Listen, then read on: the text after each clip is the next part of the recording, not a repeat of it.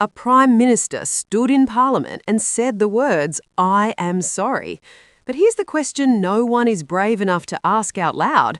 Why did grieving families have to beg before those words were spoken? Because this wasn't just a question in the Senate. This was a public collision between grief, power, and accountability. And once you understand what really happened behind closed doors, that apology starts to sound very different. If you believe leadership is tested in moments like this, tap the like button right now. Not for me, but so this conversation doesn't disappear. Because what happened next shocked everyone in the room. It didn't start calmly, it didn't sound polite, and it definitely didn't sound like politics as usual. Sussan Ley stood up and went straight for the nerve. She didn't talk about policy first. She didn't hide behind procedure. She talked about families.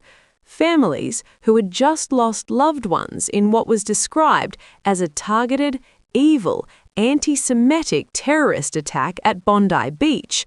Families who were already drowning in grief, yet somehow found themselves forced into another role entirely. Advocates, lobbyists, begging the Prime Minister for a royal commission. Ley didn't soften it. She said it was callous. She said it was unfair. And she said those families were owed an apology. Then came the line that froze the chamber. Can the Prime Minister just humble himself for once and simply say sorry? If that sentence made you pause, leave a comment saying what hit you hardest, the delay, the silence, or the fact families had to fight at all. Because that wasn't just a question, it was an accusation, and the weight of it forced a response no one could dodge. But that wasn't the whole story. Give the call to the Honourable the Leader of the Opposition. My question is to the Prime Minister. The families of the Bondi terrorist attack victims had to beg the Prime Minister through their grief and tears for a Commonwealth Royal Commission into anti-Semitism. The Prime Minister forced those families to juggle unimaginable grief with national advocacy. It was callous, it was unfair, and they are owed an apology. The Prime Minister dithered and delayed with a host of bogus excuses, citing nameless experts, saying it would take too long, arguing it would platform hate. Not once has the Prime Minister admitted to and said sorry for his mistakes. Can the Prime Minister just humble himself for once and simply say sorry? Order. Order. We've dealt with this time question before. I hope it'll be the same measure applied if any ministers go over time. Prime Minister has the call.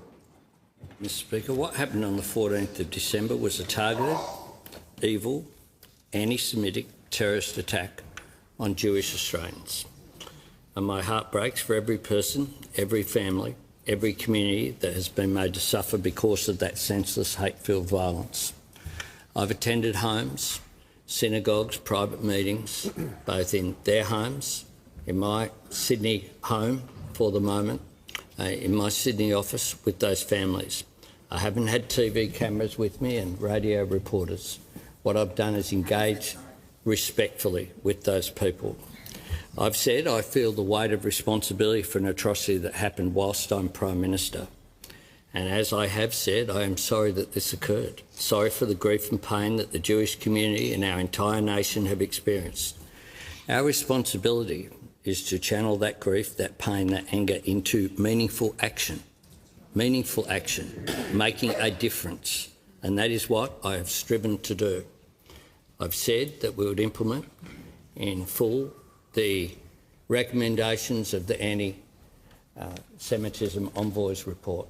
Unfortunately, some of those recommendations, the most serious ones about vilification, did not receive the support of either the Coalition or the Greens in the Senate and therefore were not able to be pursued. We did, in the immediate aftermath of the attack, our priority was unashamedly about the safety of Australians. If you look at what has happened with terrorist attacks overseas, what often occurs is that one attack leads to another coordinated attack somewhere else, as part of planning. Our first priority, unashamedly, on the Sunday night, on the Monday, on the Tuesday, on the Wednesday, on the Thursday, was not to worry about politics. Our priority was, were these people part of a cell? Would there be another attack at another place in Sydney? Would there be a follow-up attack in Melbourne? Were Jewish Australians being kept safe? Were the leaders of those communities being kept safe? We upgraded the security measures around the track. Our priority was that. What were the gaps that were missed in security as well through the National Security Committee that has met on almost a daily basis every day since December 14? That was absolutely our priority, was to get that right. Our second priority was to make sure, not that we do something in a year's time or 2 years' time, but to do something immediately. And the Parliament, the House of Representatives, passed legislation, not as strong as we would have liked in tackling anti-Semitism just before question time, but what we could get through. That was our priority, and we called a Royal Commission. Once we had the Royal Commissioner in place, once we had consulted the Jewish community about the terms of reference as well. Order. Here's where the tension really starts. According to Ley, the government didn't refuse outright. They delayed. And delay is dangerous because it hides behind excuses that sound reasonable. We were told it would take too long. Experts needed to be consulted. There was a risk of platforming hate, all of it wrapped in careful language. But here's the problem. Time feels very different when you're grieving. For families who had just buried loved ones, every week without answers felt like another wound. And here's the part that made people uncomfortable. The families weren't asking for cameras. They weren't asking for headlines. They were asking for accountability. So when Ley said the Prime Minister dithered and delayed, it landed hard because people had already been thinking it. If you've ever felt like governments move faster when it suits them, type "I see it" in the comments, because that delay became the crack everything else fell through. And then the Prime Minister stood up. Anthony Albanese didn't raise his voice. He didn't attack Ley. Instead, he went somewhere else entirely. He spoke about pain. He described the attack as evil, targeted, hate-filled. Then he said something very deliberate. He talked about meetings, not press conferences, homes, synagogues, private conversations. He made it clear there were no cameras, no radio reporters, no public spectacle, just grief. And then came the line meant to shut the accusation down.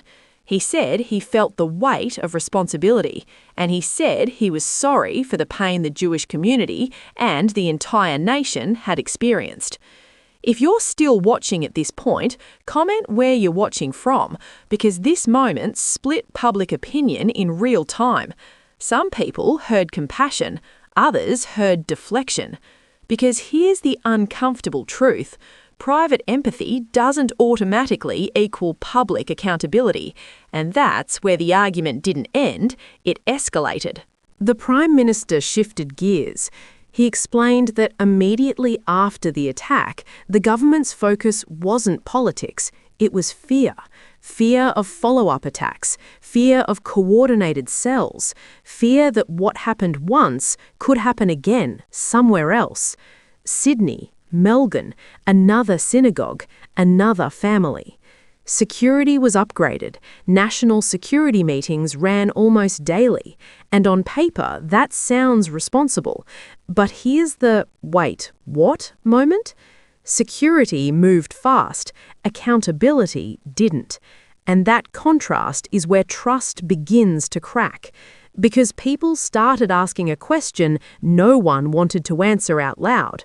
Why was it possible to act immediately on protection but not on investigation?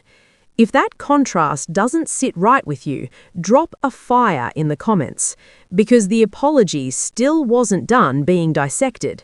Here's the detail most headlines skipped.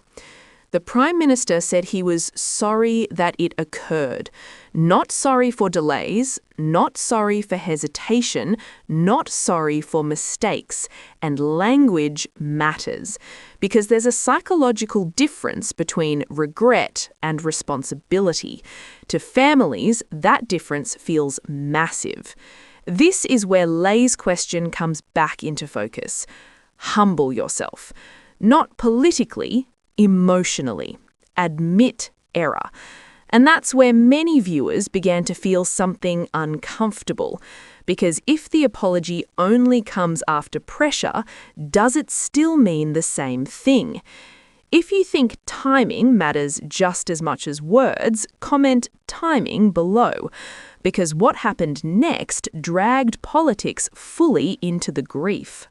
The Prime Minister explains something most people don't want to hear. Some recommendations from the anti-Semitism envoy report couldn't move forward. Why? They didn't have Senate support. Blocked. Stalled. Dead on arrival. And suddenly, the story wasn't just government versus opposition, it was government versus system, coalition, Greens, procedural walls. This is where casual viewers usually tune out, but don't, because this is the part that determines whether accountability ever happens. If you've stayed this far, type "still here," because this is where the real stakes emerge. When responsibility is spread thin, accountability disappears. And families don't care who blocked what. They care that it was blocked at all. Forget parties. Forget Parliament. Forget the noise. Imagine this was your family. You've just lost someone to a violent, targeted attack. You're grieving, you're exhausted, and now you're writing letters, giving interviews, pushing leaders to act. That's the part that broke people watching. Not the shouting, not the politics, the silence before action. If no family should ever have to fight like this, share this video right now, because this story isn't just about one attack. It's about what leadership looks like when no one is watching. And that brings us to the question Australians can't avoid. Was the delay caution or avoidance? Was the apology genuine or overdue? Was the response leadership or damage control? The truth is uncomfortable, because multiple things can be true at once. Security mattered, empathy existed, but trust was tested. And trust doesn't reset with a single word.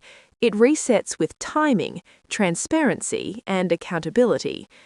If you believe apologies should come before pressure, not after it, say before in the comments, because this story doesn't end here. What happens next will decide whether those families feel heard or forgotten. A Prime Minister said he was sorry, but the real question remains unanswered. Should any family ever have to beg their government for accountability? If this made you uncomfortable, that's the point. Stay subscribed, because stories like this don't end when the cameras turn off, and neither should the conversation.